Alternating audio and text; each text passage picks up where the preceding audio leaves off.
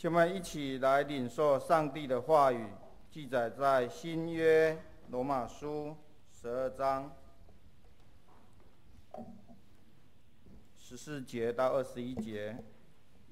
和本圣经在223页，其他版本请看荧幕。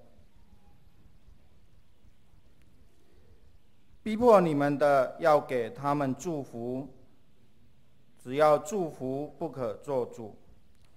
以喜乐的人要同乐，与哀哭的人要同哭。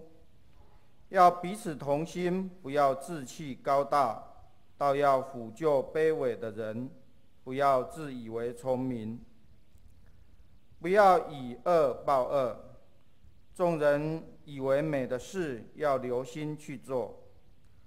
若是能行，总要尽力与众人和睦。亲爱的弟兄，不要自己伸冤，宁可让步，听凭主怒。因为经上记着，主说：“伸冤在我，我必报应。”所以你的仇敌若饿了，就给他吃；若渴了，就给他喝。因为你这样行，就是把炭火推在他的头上。你不可为恶所胜，反要以善胜恶。以上，这时要请本堂主任牧师郑牧师来讲道，他所要讲的题目是以善胜恶。以善胜恶。我们同心来祷告。慈悲的阿爸父神，我们感谢你带领我们平安经过一个礼拜，更感谢我们在主日的时候仍然有福气来敬拜你。特别我们在学习成为一个和平使者，因为你要我们成为一个使人和睦的人，他将有福气，因为他要称为上帝的儿子。我们为了这福分献上我们的感恩。我们已经经过12个礼拜的操练，今天是最后一堂课。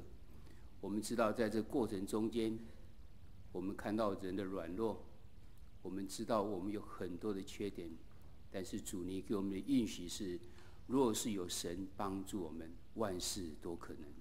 所以我们要到主的面前来，我们要紧紧地抓住基督，让我们常常活在基督里，让我们常常靠着基督，我们就能够胜过我们的软弱。